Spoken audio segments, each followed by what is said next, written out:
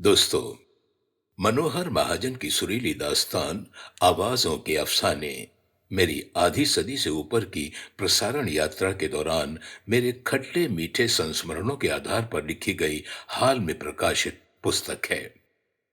मोटे तौर पर यह एक ऐतिहासिक दस्तावेज है जो हिंदी के प्रख्यात लेखक दिनेश चौधरी की चमत्कारी कलम का स्पर्श पाकर बन गई है एक साहित्य कृति।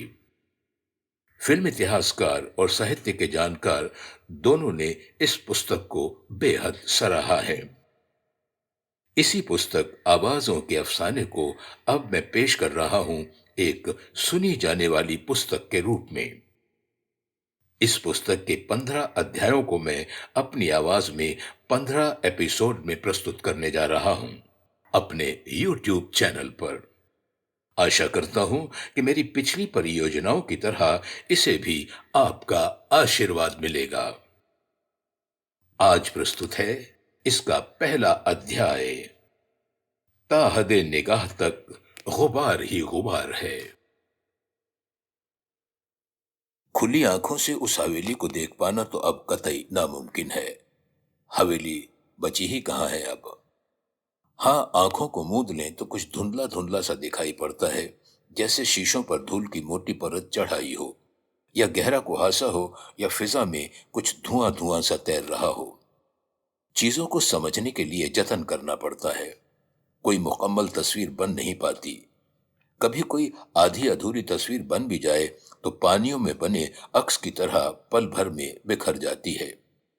उस वक्त को याद करना मुट्ठी में रेत समेटने की तरह है। उन्हें जितना सहेजने की कोशिश करें वे उतनी बिखरती चली जाती हैं। तन्हाई में मैं अक्सर यही खेल करता हूं और सारा घर जैसे पुरानी चीजों के कबाड़ से भर उठता है। सोचता हूं कि सुबह उठने के बाद सबसे पहले घर को ठीक करना होगा, पर वे जादू के जोर से गायब हो जाती हैं। एक जानी पहचानी खुशबू से अलबत्ता कमरों में महकती रहती है। ये वही खुशबू होती है जो बचपन से दिलो दिमाग पर तारी है। पिछली सदी का 41वां बरस, गांव क्लासवाला, जिला सियालकोट, मुल्क पाकिस्तान, जो बंटवारे से पहले हिंदुस्तान का ही हिस्सा हुआ करता था। घर के सामने खंडहरात हुआ करते थे। किसी जमाने में वहां आलीशान हवेलियां हुआ करती थीं, अब नहीं थीं। ये बीती बात हो गई थी, इसलिए खंडहरात के आसपास अपनी हवेली थे वाली हवेली कहलाती थी। वहां की जबान में खंडहरों को थे ही कहा जाता है। वहीं एक बड़ा सा कुआं भी था, मीठे पानी का, उतना ही मीठा जितनी बचपन की यादें होती हैं। गांव भर में पानी यहीं से जाता। घर के अंदर आंगन में एक बरगद का पेड़ था, जिसके नीचे बड़े बड़े मटकों में इसी कुएं का मीठा पानी भरा होता। पेड़ के किनारे बैठने का चबूतरा था। गर्मियों के दिन राहगीर आते तो उनकी प्यास इसी पानी से बुझती थी। मुल्क के बंटवारे के बाद हमें यह घर और गांव छोड़ना पड़ा। कहते हैं कुछ दिनों बाद ही ये कुआं फट गया। ऐसा फटा कि गांव में बाढ़ आ गई। लोग कहते हैं बंटवारे ने लोगों को जो जख्म दिए उनकी बद्दुआ लग गई, वरना कभी सुना है कि कुएं भी फटते हैं। इसी कुएं का पानी जो लहू बनकर मेरी रगों में अब भी दौड़ रहा है, बार बार कहता है कि कम से कम एक बार तो उस जगह को देखाऊं जहां मैंने पहली सांस ली थी।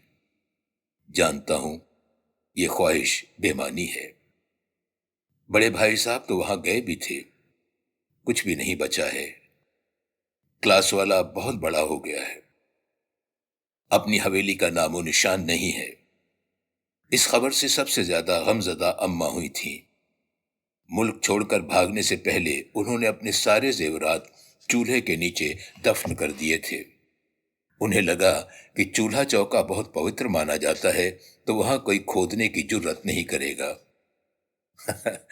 अम्मा कितनी भोली थी। अपनी पुरानी हवेली मिल भी जाती तो क्या वहां के बाशिंदे भाई साहब से कहते, आओ चूल्हा खोदकर अपने जेवरात ले जाओ। वहशीपन की उस आंधी में किसी तरह जान बच गई थी, यही क्या कम था। इंसान की जिंदगी से बड़ा जेवर और क्या है। یہ بات اماں کو تب ضرور سوجھی ہوگی جب انہوں نے گاؤں سے بھاگ کر ہندوستان آتے ہوئے ریل گاڑی میں پڑی لاشوں کی حالت دیکھ کر خود کو کسی طرح قابو کیا ہوگا۔ ننھی آنکھوں سے میں بھی تو دیکھ رہا تھا، کسی کے ہاتھ کٹے پڑے تھے تو کسی کے گردن، اور ان کٹے ہوئے حصوں میں زیورات حسب معمول اب بھی ویسے ہی پڑے تھے۔ کسی کو بھی اتنی سدھ نہیں تھی کہ ان زیورات کو اتار کر لے جائے۔ وہ منظر اب بھی کبھی کبھی آنکھوں کے سامنے جھولنے لگتے ہیں اور پورے جسم میں سحرن کی لکیر سی کھنچ جاتی ہے۔ ارے، کنویں کے میٹھے پانی کا قصہ تو رہ ہی گیا۔ یہ قصہ میں اپنے بھائیوں کے منہ سے سنا کرتا تھا۔ مئی کی تپتی دوپہری کا دن تھا، چلچلاتی ہوئی دھوپ، پیشانی پر چوتے پسینے کو پہنچتے ہوئے ایک راہگیر حویلی کے دروازے پر نمودار ہوا اور پینے کا پانی مانگا۔ ماں مٹکے میں دہی کو متھ کر مکھن نکال رہی تھی۔ راہگیر پیاسا ہی تھا، بھوکا بھی رہا ہوگا۔ میٹھے پانی کے علاوہ اسے لسی بھی پیش کی گئی۔ راہگیر نے دعائیں دیں اور واپس اپنی راہ پکڑ لی۔ ابھی کچھ دور گیا بھی نہیں ہوگا کہ ماں کو مکھن نکالتے ہوئے مٹکے سے ایک مرا ہوا سانپ ملا۔ وہ زور سے چیخیں۔ ان کی چیخ سن کر بڑے بھائی بہن دوڑ کر ان کے پاس آئے۔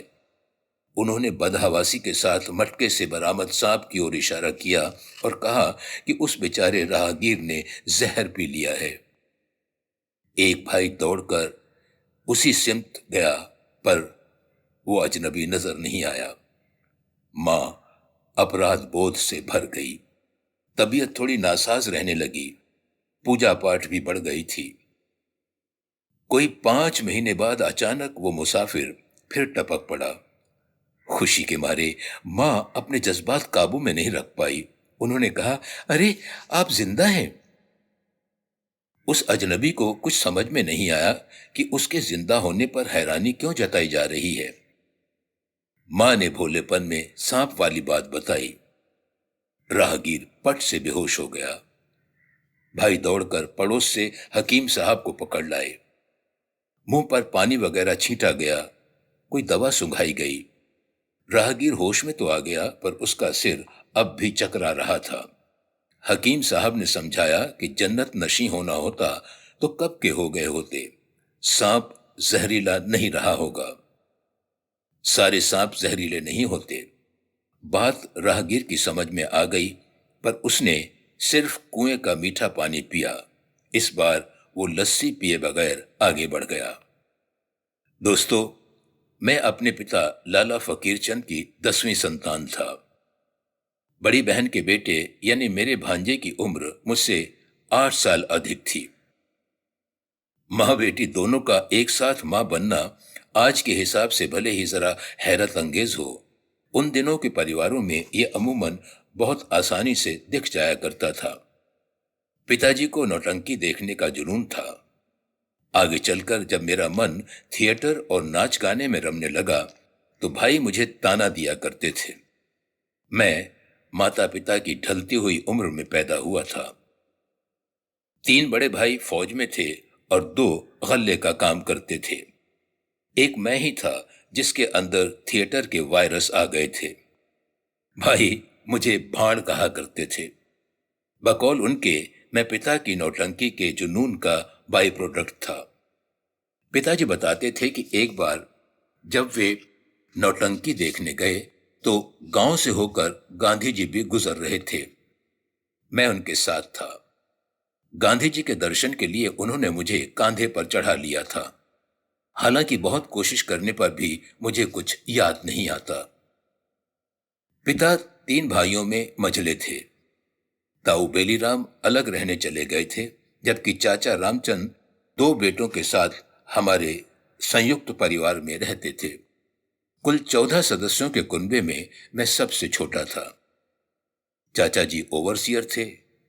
چھٹیوں میں آتے تو حویلی کا ایک آدھ کمرہ پکا کر جاتے۔ اس دور میں پکے مکان کا ہونا ولاستہ کی نشانی مانا جاتا تھا۔ وہ سوچتے تھے کہ ریٹائرمنٹ کے بعد آرام سے رہیں گے۔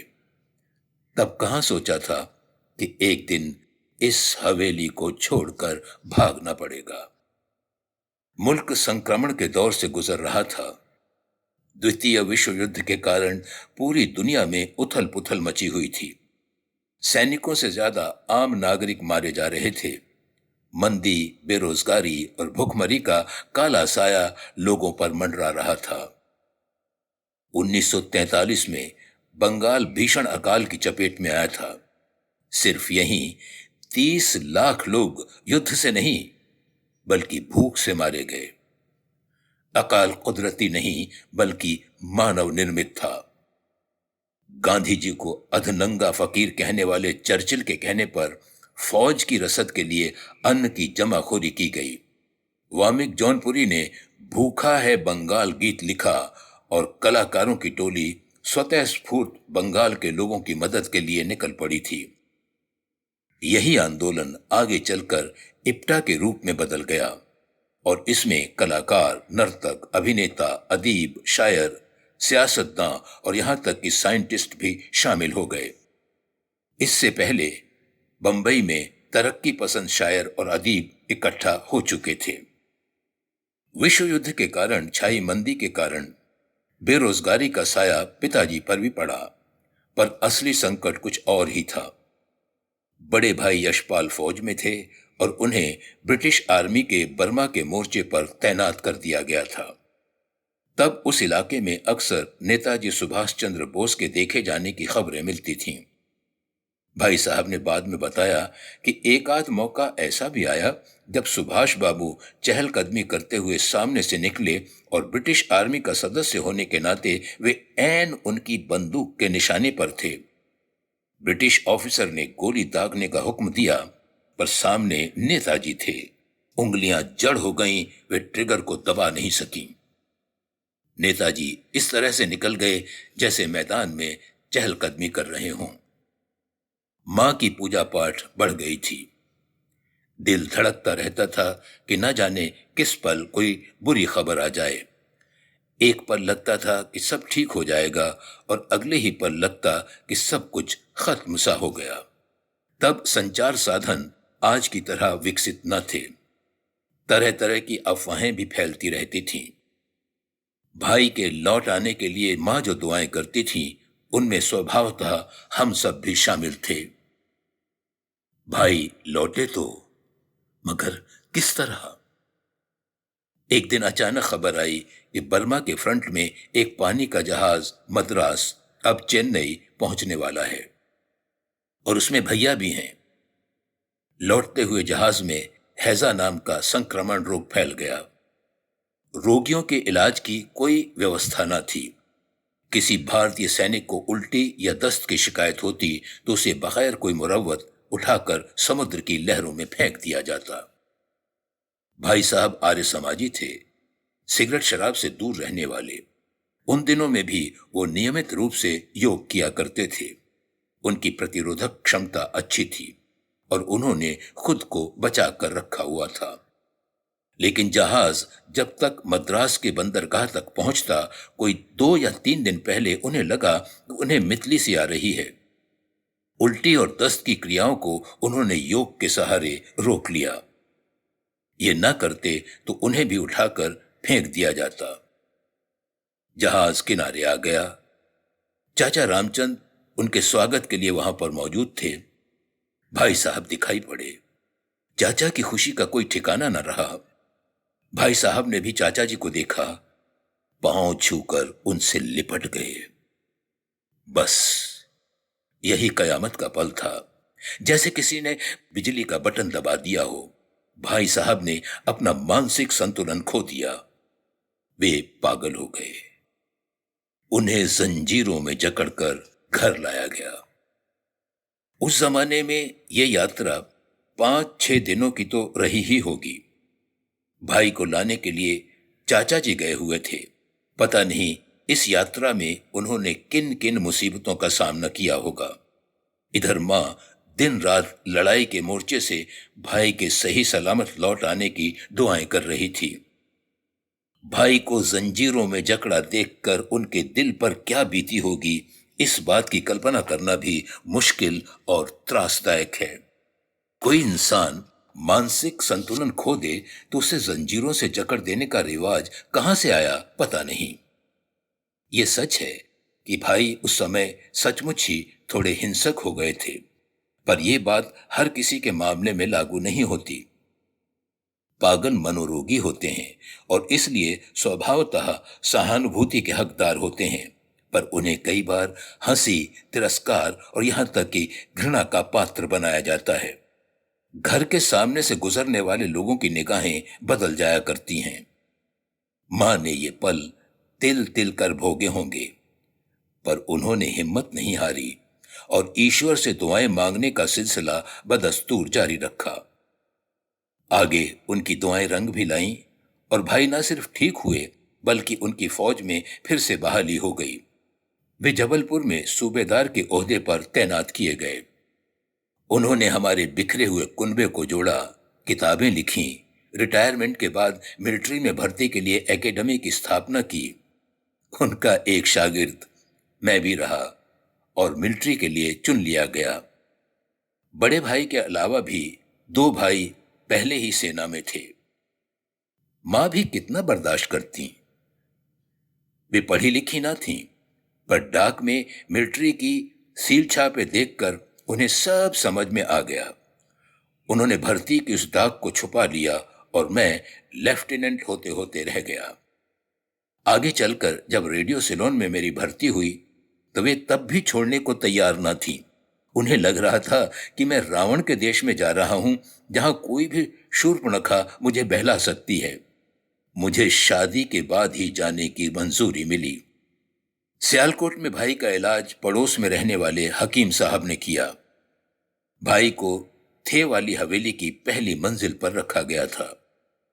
मुझे याद नहीं कि उनका इलाज होते हुए मैंने देखा था या इसके बारे में घर वालों के मुंह से सुना था, क्योंकि मेरी उम्र बहुत कम थी। उनके सिर पर उस तरह से चीरा जैसा लगाया जाता था और वहां से बहने वाले लहू में कोई दवाई मिलाई जाती थी। उनका जो इलाज चल रहा था वो कौन सी पद्धति रही होगी, इसका मुझे कोई अंदाजा नहीं। वो जो भी रही हो, कामयाब रही, क्योंकि भाई साहब ठीक हो गए। लेकिन ठीक होने से पहले इलाज करने वाले हकीम साहब को जिंदगी भर का जख्म दे गए। हकीम साहब उनकी जंजीरों को धीरे धीरे हल्का करते जा रहे थे। एक दिन अति आत्मविश्वास में सारी बेड़ियां खोल डालीं। उस दिन भाई साहब ने हकीम साहब को उठाकर पहली मंजिल से नीचे फेंक दिया। वो अपंग हो गए। हम लोग जब तक वहां रहे, पिताजी उन्हें पेंशन देते रहे। भाई साहब का पूरी तरह से ठीक हो जाना एक चमत्कार ही था। ये चमत्कार मंटो के साथ भी हुआ था। मंटो जब ठीक हुए और पागल खाने से निकलकर बाहर आ रहे थे तो किसी ने पूछा, कैसा महसूस हो रहा है? मंटो ने कहा, छोटे पागलखाने से निकलकर बड़े पागलखाने में जा रहा हूं। जो दरिंदगी बाहर हो रही थी वो पागलों का ही एक काम हो सकता है। एक बड़े पागलखाने की दरिंदगी के बीच हमारी जान अटकी हुई थी। इधर कुआं उधर खाई वाली स्थिति थी। न घर में रहना सुरक्षित था, न घर से बाहर निकलकर सफर पर जाना। विकल्प दिन ब दिन सीमित होते जा रहे थे। जब सभी तरफ मौत दिखाई पड़े तब आप कौन सा विकल्प चुनेंगे? मुल्क की आजादी की बहुत बड़ी कीमत वसूल की गई थी। लग रहा था कि वे सुबह के नाम पर चमकीला अंधेरा थमा गए थे। बस एक पल को बिजली सी कौंधी थी, फिर अंधेरा और स्याह और गाढ़ा होता चला गया। हाथ को हाथ नहीं सूझ रहा था। जिस सिमत भी जाएं बस ठोकर ही लगती थी। आखिरकार तय पाया गया कि अब जोखिम उठाकर सफर पर निकलना ही पड़ेगा। कैसा लगता होगा जब घर को इस तरह छोड़ना पड़े कि अब वहां दोबारा नहीं लौट सकते। ये तकलीफ सिर्फ महसूस की जा सकती है, बयान नहीं की जा सकती। टोलियां गांव के लंबरदार की निगरानी में बाहर निकल रही थीं। मर्दों की टोलियां अलग, औरतों की अलग। एक साथ निकलने की इजाजत नहीं थी। यहां तक कि मर्द बच्चे भी औरतों के साथ नहीं जा सकते थे। ये एक बड़ा संकट था। मैं बहुत छोटा था। जबकि मर्दों की टोली को पैदल निकलना था, मेरा पैदल चल पाना मुमकिन न था। इसलिए मुझे माँ ने अपने से जुदा होने नहीं दिया। मर्दों की टोलियों के जूते तक उतरवा लिए गए। रास्ते में कांटे हों, कीचड़ हो या कंकड़ पत्थर, नंगे पांव ही चलना था। कहीं कहीं बलवाइयों ने कीचड़ में ही कांच के टुकड़े बिखरा दिए थे। पांव जख्मों से भर जाते, पर लहू दिखाई नहीं पड़ता। इंसान का लहू कीचड़ में मिल गया। चलने से पहले थे वाली हवेली हकीम साहब के हवाले कर दी गई।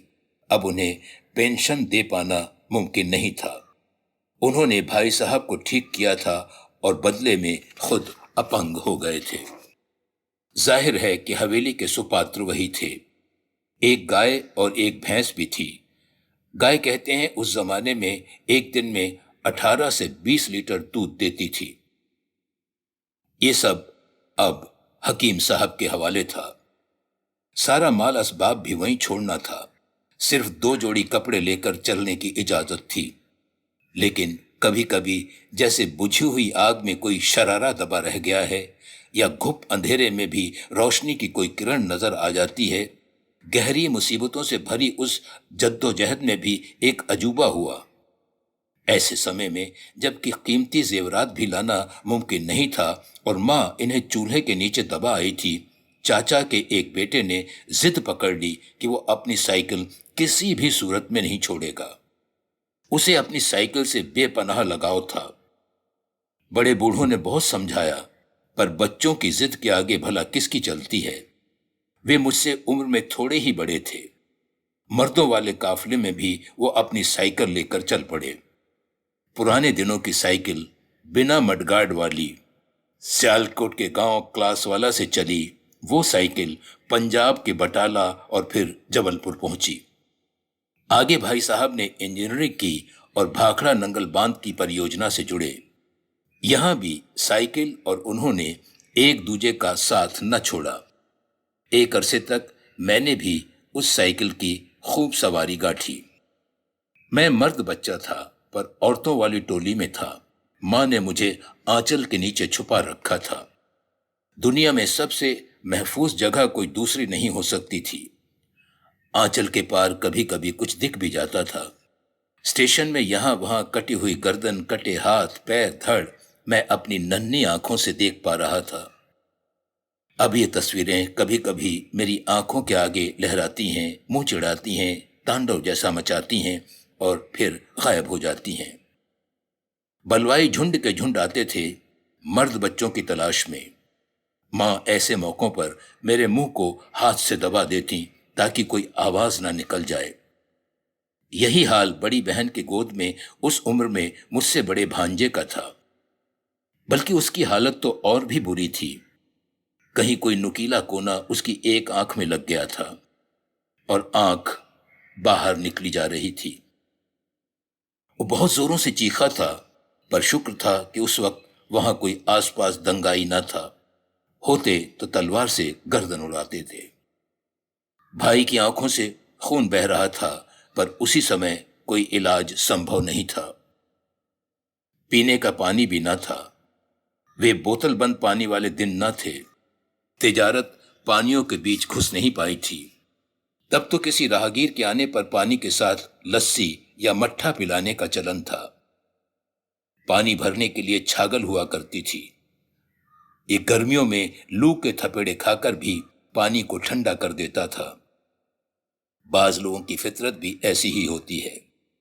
गांव के लंबरदार खुद अपनी जान जोखिम में डालकर बाकी लोगों को महफूज रखने के काम में लग गए थे।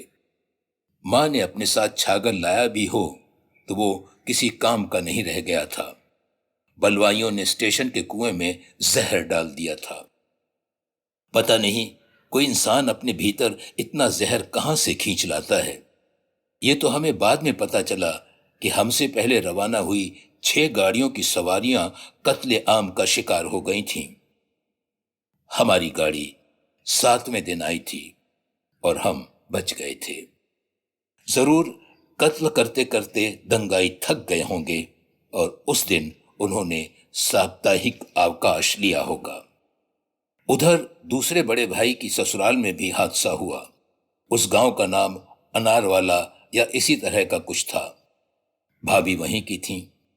गौने जैसी किसी रस्म के लिए भाई साहब को भी वहां जाना था, पर इधर हालात बिगड़ते चले गए। उधर गांव में दंगाई भाभी के साथ जबरदस्ती करने की नीयत से उनके पीछे पड़ गए। भाभी ने दरिया में कूदकर अपनी जान दे दी। उनके पीछे उनके माता पिता भी कूद पड़े और उनकी भी जानें चली गईं। भाभी की छोटी बहन ने अलबत्ता किसी तरह खुद को बचाए रखा।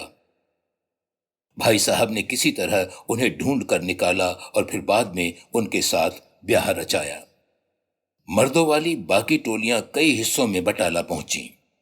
उन दिनों मोबाइल फोन वगैरह की सुविधा तो थी नहीं। एक दूसरे को ढूंढ पाने में भी महीनों लग जाते, पर पिता ने किसी तरह सारा कुनबा जुटा ही लिया। बटाला में पिता ने एक ऐसा मकान ढूंढ निकाला जिसमें ताला लगा हुआ था।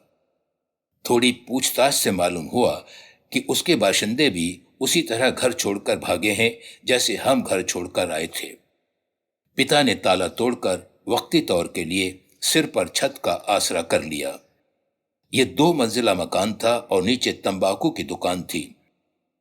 पिता हुक्के के शौकीन थे, इसलिए यह जगह उनके लिए मुफीद थी। घर का सामान भी ज्यों का त्यों पड़ा था।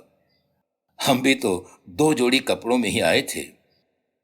एक मर्तबान में आम का अचार रखा हुआ था। मैंने उसके ढक्कन को खोला, मस्त खुशबू थी। मां के मना करते न करते मैं 2-4 फांक गटक चुका था। उस अचार का स्वाद तालू से चिपक कर रह गया और वो महक भी अभी गई नहीं। बटाला से जबलपुर लाने के लिए भाई ने मिलिट्री का ट्रक भेजा। बाद में मालूम हुआ कि यही ट्रक हमारे रहते हुए क्लास वाला भी पहुंचा था। गांव के लंबरदार ने ट्रक को घर भेजने के बदले झूठ बोला और कहा कि लाला फकीर चंद का परिवार यहां से निकल गया है। ये ट्रक घर पहुंच गया होता तो हम बहुत सारी जहमत से बच जाते। लेकिन लंबरदार बहुत सुलझे हुए इंसान थे। गांव के सारे परिवार उनके लिए एक जैसे थे। वे मुखिया थे। उन्हें लगा होगा कि अगर एक परिवार को विशेष सुविधा मिलती है जिसका एक सदस्य ब्रिटिश आर्मी में है तो बाकी लोग निराशा से भर जाएंगे। यह भी हो सकता था कि ट्रक में सवार होने के लिए छीना झपटी मच जाती। बटाला वाली कहानी जबलपुर में भी दोहराई गई। भरतीपुर मोहल्ले में पीली हवेली का ताला भाई साहब ने तोड़वा दिया। ये वेल फर्निश्ड हवेली थी। घर की जरूरतों का सारा सामान यहां था। इसे कस्टोडियन की हवेली भी कहा जाता था। क्यों कहा जाता था ये मुझे आज तक मालूम नहीं हुआ। हवेली के सामने लोहे का एक बड़ा सा गेट था, इसलिए इसे लोहे के गेट वाली हवेली भी कहा जाता था। यह गुरंदी बाजार से लगा हुआ इलाका था, शायद शहर में सबसे ज्यादा गंदा।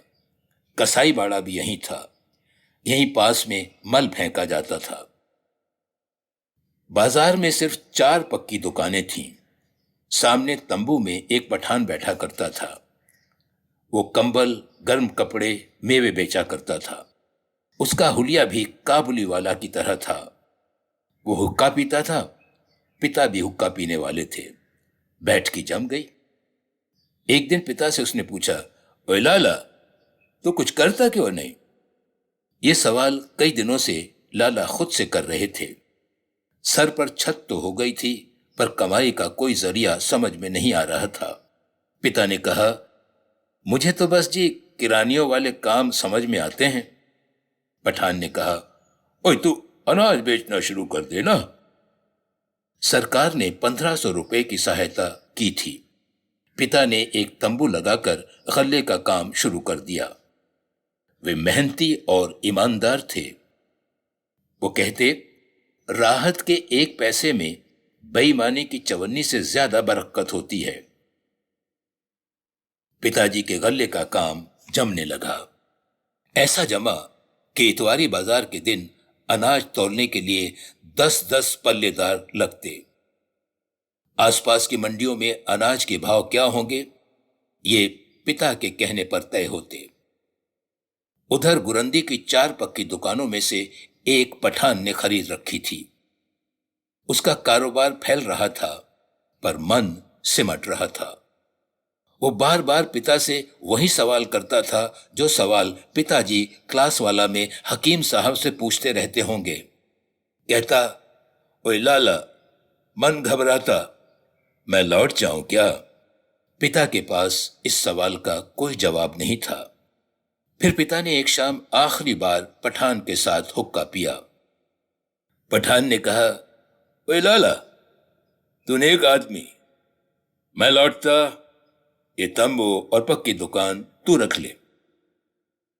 पिता ने लौटते हुए नेकी की थी। नेकी का बदला हमेशा बदी नहीं होता, कभी कभी नेकी के बदले नेकी भी मिलती है।